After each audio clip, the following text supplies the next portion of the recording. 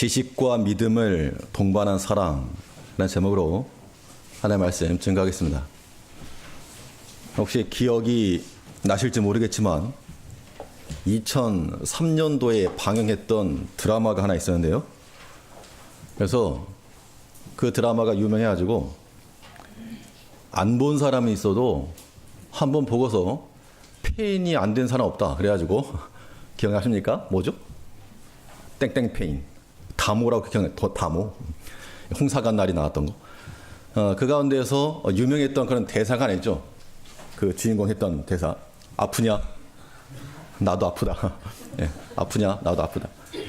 예, 사랑을 말할 때 아픔을 동반하지 않는 사랑이 없는 겁니다. 이 부모님들이 자녀를 사랑한다 할 때도 이 사랑하는 자녀들을 보면서 또 한편으로는 이 아픈 마음도 있죠.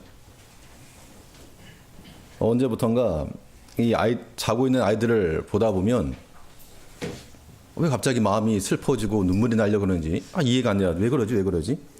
가만 생각해 보니까 제 개인적인 그러한 경험에서 알게 모르게 뭔가 있었던 것 같습니다. 아버지가 초등학교 4학년 때 돌아가셨거든요. 근데 첫째가 지금 5학년이니까 전 작년에 그냥 간 겁니다. 그러니까 지금 왜 진짜 이해가 안 됐었는데 가만 생각해 보니까 예전 지금 현재 집안에서 제가 없는 그런 상상이 자꾸 되나 봐요. 내가 없는 상황이 자꾸 상상되다 보니까 애들이 좀 안 돼 보이고 또 전에 내가 겪었던 그런 아픔, 상처 이런 것들을 또 아이들이 겪을 거라는 생각이 되니까 아마 그것이 조금 마음 아픔으로 나타났던 것 같습니다. 부모가 자녀를 사랑한다 할 때는 이거는 보통 무슨 사랑이라고 그러죠? 아가페적 아가페. 이 아가페적 사랑에는 논리가 적용이 안 됩니다. 네가 나에게 이걸 줬으니까 내가 너를 사랑하고 이런 논리가 적용되지 않고 지질하게 말 안 들어도 내가 사랑하는 거고 사랑에 그냥 가는 겁니다. 그런데 이 사랑에는 아가페적 사랑만 있는 게 아니고 이 성경상에도 나오는 네 종류의 사랑이 있는 거 아마 아실 겁니다. 용어상으로 말하면 이 남녀 간의 사랑을 가리킬 때는 에로스라는 단어가 쓰이고 그리고 하나님이 우리를 사랑하는 것, 부모님이 자녀들을 사랑하는 것 이런 사랑을 가리켜서는 아가페적 사랑이라고 그러죠. 그리고 우리가 어떤 나라와 국가와 이 공동체에 대한 그런 애정, 사랑 이런 것에 가리켜서는 우리가 스톨게적 사랑이야, 스톨게. 그리고 이 형제들 간의 형제 사랑에 관하여서 이런 건 이제 필리아 사랑입니다. 그래서 우리가 계시록에서 빌라델피아 교회라는 말을 할 때 했지만 이 필로서라고 하는 말과 이게 사랑이라는 뜻이고 그다음에 아델포스라고 하는 말이 형제라는 뜻인데 합쳐서 필라델피아입니다. 형제 사랑이라는 뜻이 있는 거죠. 그래서 이 형제 사랑에는 이 아가페적 사랑과는 조금 다른 겁니다. 가끔 교회 우리 인사할 때 주변 옆에 계신 분들과 인사 나누십시오 하면서 사랑합니다라고 말할 때 어색하시죠? 안 하시는 분들 계실 겁니다. 내가 집에서 마누라한테도 사랑한단 말 안 하는데 어떻게 교회에서 그런 말 하냐고. 그러니까 그런 의미에서 사랑은 이 아가페적 사랑을 말하는 게 아니죠. 이게 그런 측면을 생각하니까 당연히 내가 그런 사랑이 안 나오죠. 형제들에게는. 형제 사랑에 대해서는 이 필라델피아, 이 필로스적인 사랑이 나타나야 되는데 이것이 무엇인가? 이건 성경 베드로전서 3장 7절에 보면 아내와 남편에 관한 사랑을 이야기하면서 주신 하나 말씀이 있습니다. 남편 된 자들아 이와 같이 지식을 따라 너희 아내와 동거하고 즉 이 부부간이라고 하는 것도 사랑이지만 이건 부모 자식 간의 사랑과는 또 다르죠. 돕는 배필이기 때문에 서로 어떻게 보면 형제 사랑에 가장 가까운 근거리가 될 겁니다. 그런 형제 사랑에 있어서는 무엇을 따라 거하라 그랬는가 하면 지식을 따라 좀 알고 이거 부모가 자녀에게 대하듯 그런 사랑 말고 좀 이해를 하고 관계를 이어가고자 하는 그런 것들을 생각을 하고 서로 사랑하라 그걸 말하고 있는 거죠. 오늘 우리가 형제 사랑에 관한 이 이야기를 좀 살펴보려고 그러는데 이 형제 사랑도 마찬가지입니다. 교회 내에서 다 우리 믿음의 식구들인데 다 사랑하죠. 하지만 우리가 무슨 부모 자식 사랑하는 것처럼 그런 사랑 아닐 거라는 겁니다. 그게 당연하죠. 우리가 말하는 사랑은 당연히 지식과 믿음을 따른 사랑이 되어야 한다는 겁니다. 이것이 형제 사랑을 실천할 수 있는 이 방편이죠. 그러면 우리가 하나님께서 우리에게 한 믿음의 형제를 주신 이 믿음의 형제들 가운데서 이 사랑을 실천하기 위해서 우리가 어떠한 지식과 또한 어떠한 믿음을 갖춰야 되겠는가? 오늘 본 말씀을 통해서 살펴보겠습니다. 먼저 첫 번째는 이 형제 사랑이 우리들 가운데서 나타나려면 이 사랑의 다른 이름들을 이해하고 있어야 됩니다. 그냥 사랑이라 그러니까 뭔가 어색하고 뭐 쭈뼛거리고 뭐 닭살 돋는 것 같고 그렇지만 사랑이라고 하는 것의 다른 표현, 이게 사랑인가? 우리가 행하는 것들 가운데서 이게 사랑인데 사랑이란 단어가 쓰이지 않았다고 해서 사랑이 아니라고 생각하면 안 된다는 겁니다. 그냥 단어만 틀리면 단어만. 이것은 하나님의 가르침을 따라서 사랑해야 될 것을 말하는데 우리 9절 말씀을 보시면 우리 데살로니가전서 4장 9절에서 형제 사랑에 관하여는 너희에게 쓸 것이 없음은 너희가 친히 하나님의 가르치심을 받아 서로 사랑합니다. 이 형제 사랑에 관해서 언급할 필요조차 없다. 이 말은 너희가 친히 하나님의 가르침을 받아서 사랑을 실천하고 있다. 그걸 이야기하고 있죠. 근데 오늘 여기서 좀 주목해서 보실 단어가 있는데 친히라고 하는 친히. 형제 사랑에 관하여는 너에게 쓸 것이 없음은 너희가 친히 하나님의 가르치심을 받아. 그러니까 그 사랑이라고 하는 것이 내 마음에서부터 나오는 감정적 사랑 아니고 하나님의 가르치심을 받아. 가르치심의 교훈과 지식과 믿음을 따라 사랑이라는 얘기죠. 그런데 그 하나님께 가르치심을 어떻게 받았는고 하니 너의 친히 받았다. 이 친히 받았다라고 하는 말이 뭐 직통계시를 의미하는 건 아닙니다. 이 친히라고 하는 말을 가장 가깝게 바꿔보면 직접 너희가 하나님께 직접 받지 아니하였느냐. 이 직접과 간접이라고 하는 것은 관계의 정도를 나타내는 표현입니다. 어떤 사람과의 관계에서도 우리가 좀 잘 알지 못하는 사람 같으면 좀 소개해달라고 한 달이 건너가죠. 아는 사람 같으면 직접 말하는 겁니다. 또 뭔가 부탁할 때도 내가 직접 말할 수 있으면 직접 하지 뭐 굳이 돌려서 부탁할 이유가 없는 겁니다. 형제 사랑에 관한 이 가르침도 하나님께서 우리에게 직접 가르쳐 주신 것이고 예수님을 통해서 너희도 직접 받은 거 아니냐. 그러니까 하나님과의 관계에서 하나님을 모른다 하지 말고 모르는 채 삼자와 같이 여기지 말고 내게 직접 당부하신 것으로 듣고 그 말씀에 대한 책임까지 져라. 그걸 우리가 받아야 됩니다. 형제 사랑이라고 하는 것에 대해서요. 그러니까 내가 해도 되고 안 해도 되고 이런 게 아니라는 겁니다. 하나님께서 우리에게 친히 가르쳐 주었기 때문에 예수님을 통해서 하나님의 사랑이 친히 나타났기 때문에 직접 주어졌기 때문에 이거 나 모른다고 나하고 관계없다고 이렇게 발뺌할 게 아니고 우리가 그 주의 가르침에 책임을 지는 자들 되어야 됩니다. 그러니까 형제 사랑이 우리 가운데서 나타나야 되겠죠. 이런 믿음과 지식이 있을 때 실천되는 겁니다. 그러니까 우리가 형제 사랑할 때는 사람 보고 사랑하는 게 아니고 하나님 보고 사랑하는 겁니다. 근데 많은 사람들이 특히 교회에 다니다가 안 다니는 사람들 이야기를 들어보면 내가 아무개 목사 때문에 시험 들어가지고 아무개 장로 때문에 아무개 권사 때문에 이런 말을 하는 경우들이 많죠. 그 같은 경우 우리는 보통 어떻게 말씀하시는가 하면 사람 보고 믿으면 안 된다. 그렇게 말씀하시죠. 똑같은 원리입니다. 형제 사랑도 마찬가지로 우리가 무슨 마음이 다 열려서 다 무슨 내 심장을 꺼내줄 것 같은 그런 사랑이 아니더라도 우리는 하나님 보고 사랑하는 겁니다. 사람은 우리에게 맡길 수가 있어요. 사람과의 관계. 왜냐하면 나랑 다르니까. 내 생각과 다른데 어떻게 일치가 됩니까? 그럼에도 불구하고 하나님께서 우리를 하나의 공동체로 부르셨다는 거. 이건 비밀인 겁니다. 그러니까 이 하나님의 구원에 대해서 이 교회에 대해서 천사들도 살펴보기 원한다. 그렇게 말하고 있는 거죠. 어떤 분은 이 야곱이 꿈꾼 그 사닥다리 장면을 가지고 천사가 오르락 내리락 하는 걸 가지고 궁금해가지고 천사들이 궁금해가지고 어떻게 생겼나 본다고. 이게 이제 그 계시록에 나오지 않습니까? 그러니까 교회도 천사들이 궁금해가지고 제 읽기는 어떤가 궁금해가지고 오르락 내리락 한다고. 물론 그건 이제 하나 지나치는 이야기로 들으시면 되겠지만 이 형제 사랑이라고 하는 것도 우리가 제3자적 입장에서 당신이 하시오가 아니고 우리가, 내가 감당해야 될 몫이라고 하는 겁니다.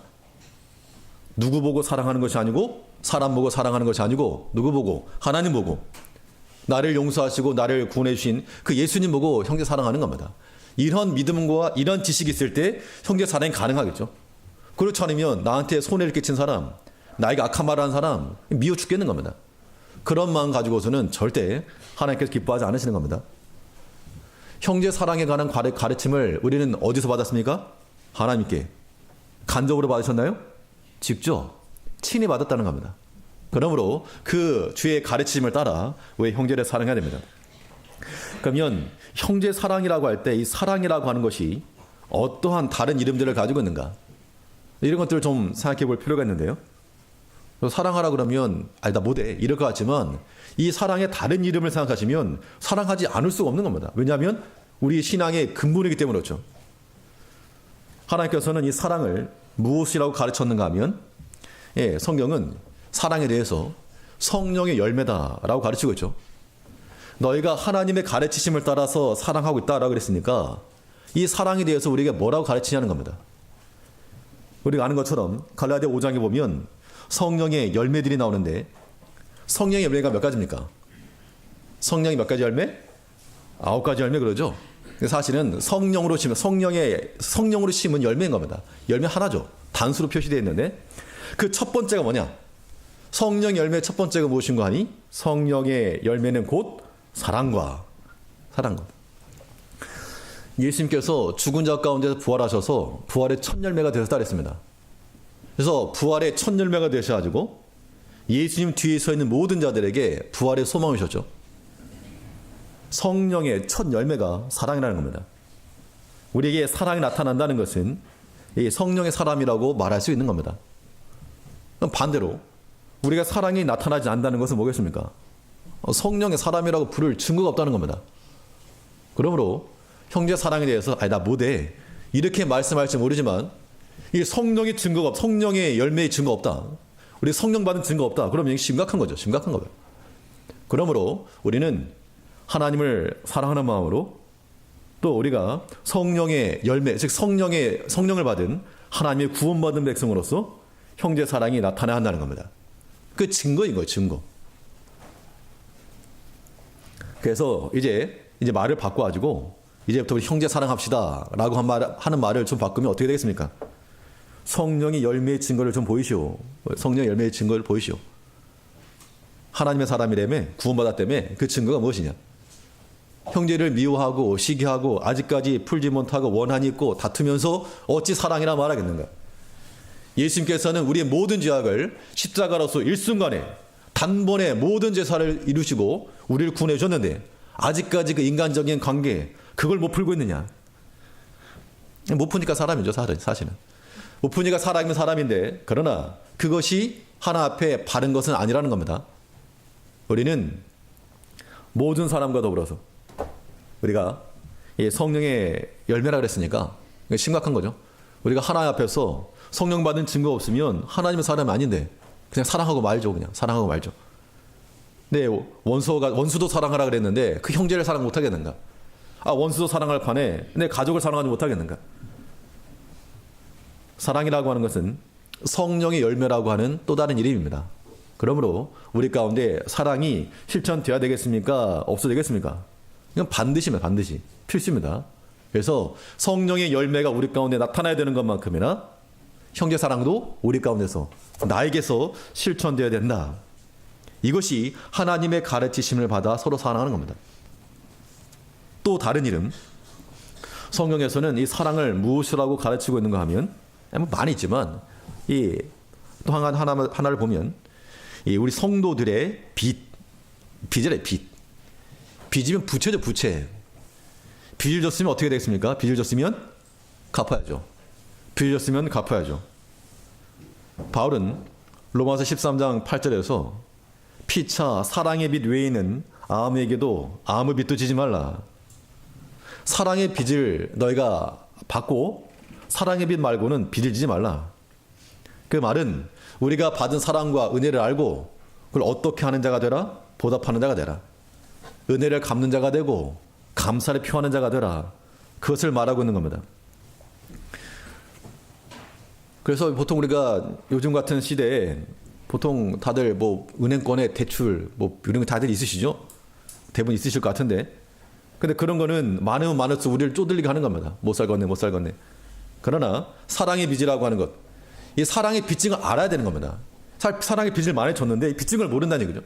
사랑의 빚진 것을 많이 알면 알수록 그것이 우리에게 영광이 되는 겁니다. 기쁨 되고. 그게 우리에게 살아가는 맛이 되는 거죠.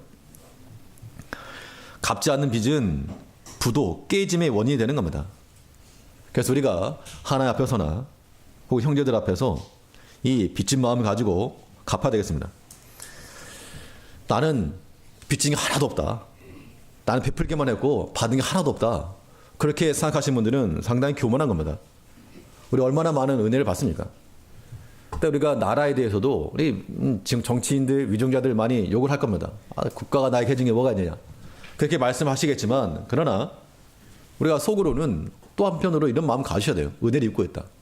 나라가 있고 대통령이 있고 지도자들이 있으니까 그들의 뭐 어떤 능력이나 도덕적 성향이나 이건 둘째치고 그들이 있으니까 이 나라가 돌아가는 것이고 그러니까 우리가 이 평안함을 누리는 겁니다. 아무튼 은혜를 입는 게 있다는 겁니다. 내가 은혜를 입었고 사랑을 받았고 빚을 졌다. 이런 마음을 가져야지 거기다 갚고자 하는 마음, 그리고 거기 성제 사랑이 나오는 거죠.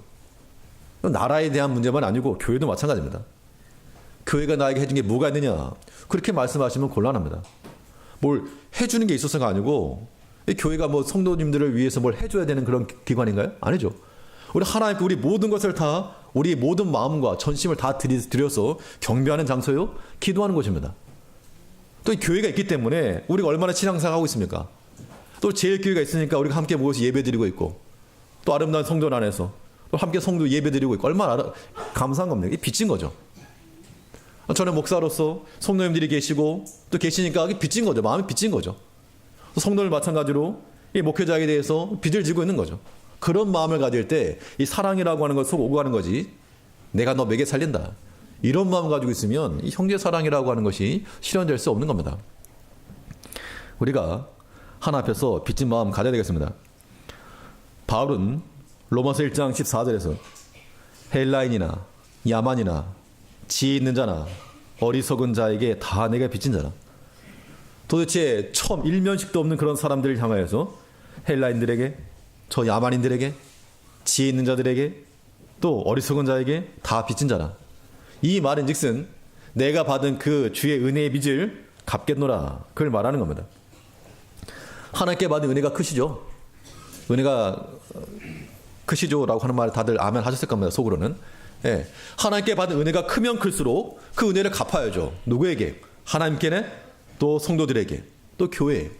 우리는 주께 받은 그 은혜를 다른 형제들에게 비추는 겁니다. 이게 형제 사랑인 거예요.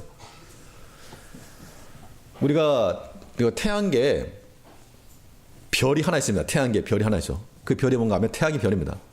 나머지는 별이 아니고 스스로 빛을 내는 걸 별이라고 하고 나머지 그냥 행성이에요. 행성. 근데 달 같은 경우는 동그랗게도 보였다가 절반만 보였다가 귀퉁이 보였다가 안 보였다가 왜 그런 변화가 일어나는 거 하니? 물론 이게 이제 뭐 자전하고 공존하면서 태양으로부터 받는 면적 또 우리가 보는 입장에서의 그런 각도에 따라 달라지는 겁니다. 그러니까 전부 다 받아서 전부 다 비추면 둥그런 보름달 되는 거고 절반만 비추면 반달 되는 거고 귀퉁이만 조금 비추면 그냥 금음달 되는 겁니다. 안 비추면 안 보이는 거죠. 없는 거죠. 있음에도 불구하고 그냥 가려져서 안 보인다는 겁니다. 우리가 하나님께 받은 은혜가 보름달과 같아야 되겠는데 언제나 그냥 손톱만큼 요만큼 그런 마음을 가지고서는 하나님 기뻐하지 않으시는 겁니다. 내가 받은 은혜가 크면 클수록 그 은혜에 대한 보답 또한 하나님을 향하여 성도를 향하여서 크게 나타나는 겁니다.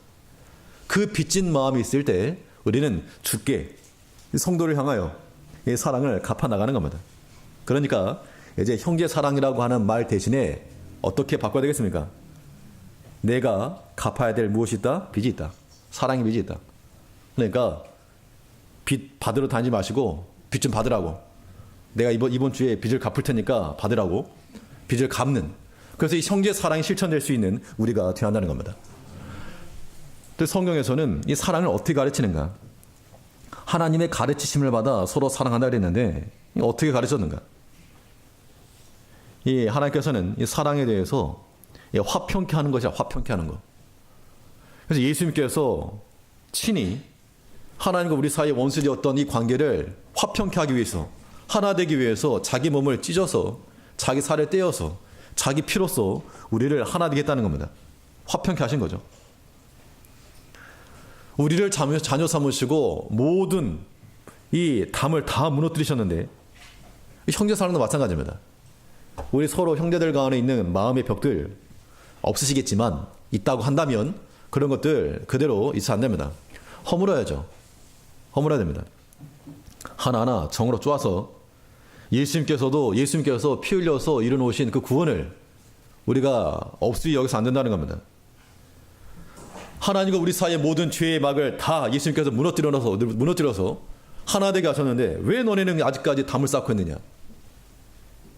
물이 이렇게 흘러가야죠. 위에서부터 윗눈에서 아랫눈으로 물 흘러가야 되겠는데 이 막아놓으면 안 가죠. 자기만 물 얻으려고. 좀 발로 밟아가지고 터줘야지 밑으로 내려갈 거 아닙니까?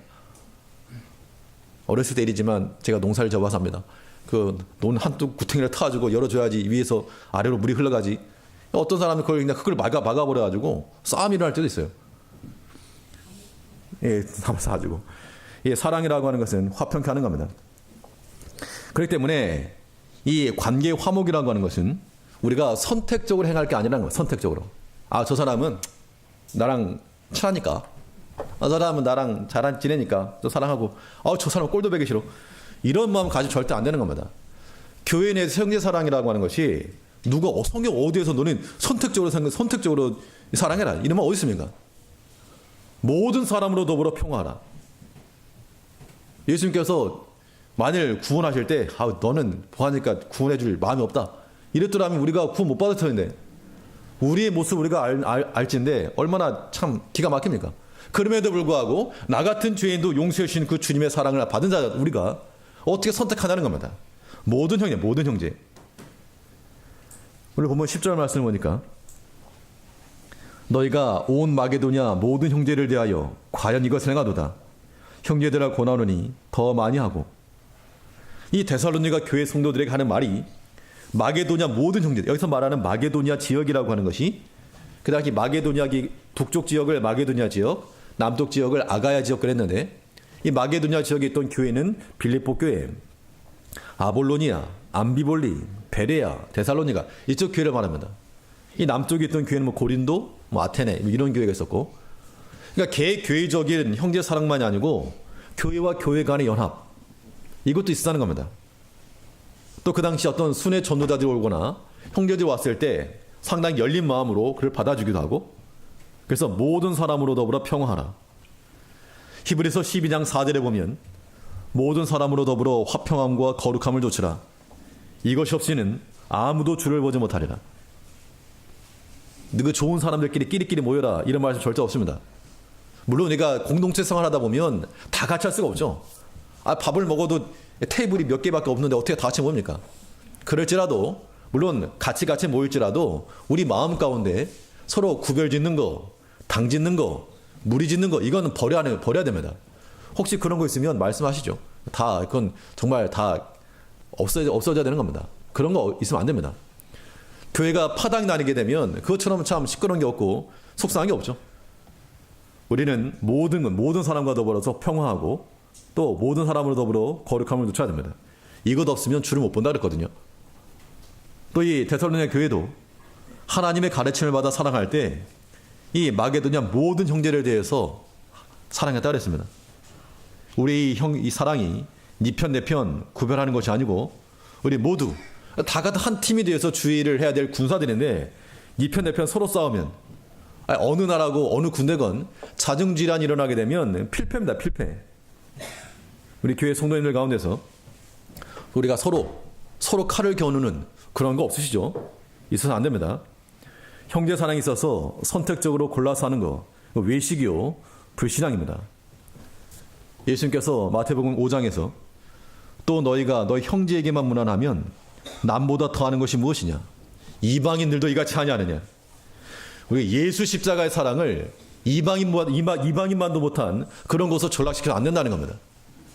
예수님의 그 십자가 사랑이 우리 가운데서 그대로 적용되어서 이방인들은 가히 생각하지도 못할 만큼 우리 비록 더 관계에 막힌 모든 사람일지라도 다 무너뜨리고 허물어서 예수 십자가로 허물어서 하나됨과 화평을 우리가 따라간다는 겁니다. 그때 이제 형제 사랑이라고 하는 말 대신 어떻게 바꿔야 됩니까? 화평케 하는 자. 화평케 하는 자. 집안에서 서로 자식들이 싸우고 있으면 기분 좋으십니까? 아니죠. 부모님들 속이 터지죠. 저것들 내가 어떻게 저렇게 키웠는가 내가. 하나님의 마음이 똑같다는 겁니다. 형제들끼리 서로 싸우고 그러면 하나님 복장이 터지는 거죠. 내가 그러려고 예수를 보냈냐. 계속 그러다가는 매가 나오네, 매. 그러니까 지혜로운 자들은 말씀 듣고 고치는 거고, 지혜 없고 고집스러운 자들은 맞고 고치는 겁니다. 그러므로 형제 사랑에 관해서는 우리가 지혜를 따라서 믿음과 지식을 따라 사랑하되, 사랑이라고 하는 것은 성령의 열매므로 성령의 열매를 나타내야 되겠죠. 사랑이라고 하는 성도들의 빚이라 그랬습니다. 빚을 졌으면 갚아야죠. 또 사랑이라고 하는 건 화평케 하는 거라 그랬습니다. 이러한 믿음과 지식을 따라서 형제 사랑이 이루어지는 우리 제일교회가 되어야 되겠습니다.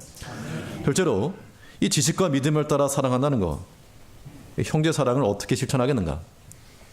둘째는 자기 몫의 짐을 져야 됩니다. 형제 사랑이라고 하는 것이 내가 감당해야 될 몫을 감당하는 것, 그것이 즉 자기 자를 지켜내는 것, 이게 형제 사랑이에요. 우리는 내 자신의 짐과 또 우리 형제의 짐을 동시에 생각해야 되겠습니다. 우리 11절 말씀을 보시면 11절에서 또 너희에게 명한 것 같이 종용하여 자기 일을 하고 너희 손으로 일하기를 힘쓰라. 이 데살로니가 교인들이 서로 사랑하고 있었는데 한 가지 겉면에 말씀이 나오고 있습니다. 너희 자기 일을 자기 손으로 하라. 이 데살로니가 교회는 나중에 나오겠지만 약간 종말론적 경향이 강했습니다. 예수님 곧 오신다. 이 교리를 듣고 나서 예수님이 온대. 예수님 끝난대. 그러니까 사람들이 일을 안 하는 거예요. 좀 있으면 예수님 온대 못 오려 해. 마치 예전에 무슨 화성이 지구 가까이 온다 그래가지고 소도 잡아먹고 그랬다는데, 아무튼 그런 종말론적, 이 건전한 종말론 의식은 필요하죠. 꼭 필요합니다. 우리 주님 다시 오신다라고 하는 그 인식은 필요한데, 거기까지 좋았는데 그냥 아무것도 일도 안 하고 그냥 가만히 있었다는 얘기죠. 그것을 지금 이제 지적하는 겁니다. 너희가 하나님의 교회가 건강해지려면 너희가 맡은 자리, 그 자리에서 맡은 역할들, 자기 몫에 십자가를 져라. 그걸 말하고 있는 겁니다. 그러니까 우리가 어떤 주의를 한다고 할 때 내가 하고 싶은 일 하는 게 아닙니다. 하고 싶은 일을 하는 것이 아니고 내게 주어진, 맡겨진 그 일을 감당해내는 것. 이게 중요합니다. 내가 안 하면 할 사람이 없다. 내가라고 하는 것에 이 강조가 되면 교만입니다. 나 아니면 할 사람이 없을까요? 왜 못합니까? 하나님께서 얼마든지 일을 하시죠. 그런데 우리는 내가 안 하면 할 사람이 없다 할 때 내가라고 하는 말은 약하게 말씀하셔야 되고, 내가 안 하면 할 사람이 없네. 내가 감당해야 될 몫이 있다라고 하는 겁니다. 이런 마음을 가질 때 그게 겸손인 거죠. 똑같은 일 하더라도 내가 해야 돼. 이거 내가 대장이야. 이런 마음을 가지면 교만한 것이고, 가만 생각해 보니까 내가 자리 지켜야 되겠다. 이런 마음을 가지고 하는 거, 이게 필요하다는 겁니다. 우리 어떤 직분, 어떤 역할에서 주의를 하든지 이런 마음이 필요합니다. 그러니까 이거 사실 기득권이라고 말할 것도 없어요. 근데 우리가 그런 거에 대해서 이게 내가 안 하면 안 된다. 그동안 내가 했는데 왜 못하게 하느냐. 그런 게 전혀 아니거든요. 그때 우리는 주의를 한다 할 때는 우리에게 주어지고 맡겨진 그 부분에 대해서 우리가 충성을 감당하면 되겠습니다. 선택이 아니라는 얘기, 이것도 마찬가지로. 예수님께서 십자가 지실 때, 이 십자가 고난 당할 때 내가 지금 12형 더 되는 천사를 보내서 이거 해결 못할 줄 아느냐. 그럼 만약 그렇게 하면 이런 일이 있으리라 한 성경이 어떻게 이루어지리요? 그 말씀 붙들고 그냥 끝까지 그 고난의 자리에 졌다는 겁니다. 예수님께서 자기 몫의 십자가를 지고 가신 겁니다. 이것이 자기 짐을 지는 것이요 형제 사랑의 방편입니다. 우리 제일교회도 마찬가지죠. 각자가 맡은 자리에서 그 역할을 감당해 줘야지. 나 안 해, 나도 안 해, 다 네가 해. 이래버리면 혼자서 어떻게 다 합니까? 그거는 일하는 좋은 방식이 아니라는 겁니다. 출애굽기 18장에 보면 모세의 장이었던 이드로가 모세에게 이런 말을 했습니다. 뭐 하루 종일 재판자리에 앉아가지고 재판하고 왔으니까 뭐 하고 있습니까? 백성들이 하도 그냥 재판거리가 많아가지고 하루 종일 재판하고 앉았습니다. 그랬더니 이들이 하는 말이 그대 하는 것이 선하지 못하도다. 그대가 혼자 할 수 없을 것이라. 그래서 천부장과 백부장과 50부장, 10부장을 세워라. 다 똑같은 사람이지만 모세 당신이 할 일이 있고 천부장이 할 일이 있고 백부장이 할 일이 있다. 감당할 수 있는 범위. 각자 위치에서 자기 역할을 감당해 주는 것이 이 공동체가 건강하게 서나가는 방법이라는 겁니다. 이게 형제 사랑이에요. 아마 이 연말이 되고 그러면 이제 뭐 회의도 하겠지만 어떤 직분자를 세운다거나 일꾼 세운다 할 때 가장 큰 곤혹점이 뭔지 아십니까? 이제 그 목회자 입장에서 성도님들이 이제 목사라고 생각해가지고 예를 들어서 이거 좀 부탁을 했는데 안 해요. 라든가 싫어요. 라든가 이래버리면 상당히 괴롭습니다. 좀 어떻게 좀 잘 해줬으면 좋겠는데 이런 반응이 나오면 이거 뭐 잘 돌아가겠습니까? 서로 마음이 부담만 되지. 그러니까 어떤 형태로든 부탁이 되어지면 어떤 이게 다 이렇게 교회에서 생각을 해가지고 필요하니까 부탁하는가 보다 겸손한 마음으로 순종하는 그런 마음을 갖는 것이 아름다운 겁니다. 그렇지 않고 싫어요. 안 해요. 이런 마음은 그 교만한 거죠. 그러므로 어떤 일이건 우리가 주의를 할 때 나의 짐과 형제 짐을 같이 져야 됩니다. 이 성경에서 말하는 이 짐을 말할 때 자기 짐과 형제 짐이 조금 다른 단어로 구별되어 있습니다. 자기 짐을 진다는 것은 개인 가방을 진다라고 하는 그런 의미가 있고, 형제 짐을 진다 할 때는 무거운 화물, 무거운 짐을 진다 그런 의미가 있는 겁니다. 그러니까 자기 짐은 누가 지고 내가 지고, 형제 짐은 같이 들어주고, 이런 게 서로 상호간에 있을 때 이게 아름다운 거죠. 때로 우리가 뭐 다른 사람이 도와주겠다 그러는데 내가 할 거야? 고집 부려 그렇게 할 게 아니고, 자기 짐을 자기가 감당하겠지만 때로 어떤 도움의 손이 있을 때는 잡는 것도 형제 사랑의 방편인 거죠. 무조건 도와달라고 할 게 아니고 내가 할 것은 내가 하고 또 내 짐과 형제 짐을 동시에 져 나가는 것, 이 자기 몫을 감당해 나가는 것, 이것이 형제 사랑의 모습이라는 겁니다. 우리 제육교 모든 성도님들이 성숙한 그런 공동체 의식을 발휘하셔서 내 짐과 형제 짐을 같이 짊어지고 가는 그런 이 성숙함을 나타내는 우리가 되어야 되겠습니다. 마지막으로 이 지식과 믿음을 따라 사랑한다는 것, 어떤 지식과 믿음을 가질 것인가. 셋째는 복음 전파의 기회를 얻어야 됩니다. 이 복음 전파의 기회를 얻고자 하는 마음으로 그 믿음과 지식을 따라 생활할 때 형제 사랑이 나타날 수 있다는 얘기죠. 이거는 십자가에 달리신 예수님의 눈으로 사람들을 보라는 겁니다. 오늘 본 말씀 가운데서 이 데살로니가 교회 내부적 문제만이 아니고 외인들을 향하여서도 말씀을 하고 있습니다. 12절을 보면 이는 외인을 대하여 단정행하고 또한 아무 궁핍함이 없게 하려 합니다. 특히 교회 성도들과 특히 지도자들 되는 장로들이나 이 지도자들 되는 그런 사람들에게는 외인에 대해서 좋은 평가 받아라, 이런 말을 많이 하고 있습니다. 그런데 우리가 오늘날 교회 다닌다라고 하면서 하나님을 섬긴다 하면서 본이 되지 않는 그런 모습이 많죠. 그러니까 이 교회가 소금으로서의 역할을 잃어가는 겁니다. 욕을 먹는 겁니다. 그래서 어떤 사람이 하는 말이 게으름을 익히고 본이 되지 않은 그런 모습을 보면서 이것이 기독교라면 우리는 그걸 소중히 여기지 않겠다. 혹시 우리 때문에 그러한 외인들의 평가가 있다 그러면 이거는 우리가 십자가의 원수가 되는 겁니다. 하나님의 큰 골칫덩어리 되는 겁니다. 그래서 우리는 모든 외인들을 향하여서 하나님께 제시할 만한 그런 샘플이 될 수 있을 정도의 그런 개인이 되고 우리 가정이 되고 그런 교회가 되어야 한다는 겁니다. 우리 제일교회가 추구할 바도 막 그런 것이 되어야 됩니다. 다른 어떤 대형교회 이걸 목표 두지 마시고 우리도 다른 교회처럼 해야 되겠다 그런 거 생각하지 마시고 하나님께서 들어서 본으로 세울 만한 그런 교회가 되어야 되겠다. 이거는 큰 교회에 따라가는 거와 전혀 다른 별개의 문제입니다. 복음 전파의 가장 큰 방해가 교회 내에 성도가 될 수 있다는 겁니다. 우리 하나님 나라의 일꾼이 돼야지 사탄이 파견한 스파이로 있지 말아야 될 것입니다. 모든 행실을 정결하고 거룩하게 하여서 보내될 만한 모습으로 외인을 향하여서도 단정한 모습으로 우리는 교회 내에 있거나 바깥에 있거나 항상 일정한 모습을 가지고 나갈 때 그것이 복음 전파의 때를 얻는 겁니다. 이것이 우리가 예수를 전하는 그런 복음 전도죠. 우리가 형제 사랑이라고 하는 것은 우리가 해도 되고 안 해도 되는 우리 옵션이 아니라 우리의 본질이요, 필수입니다.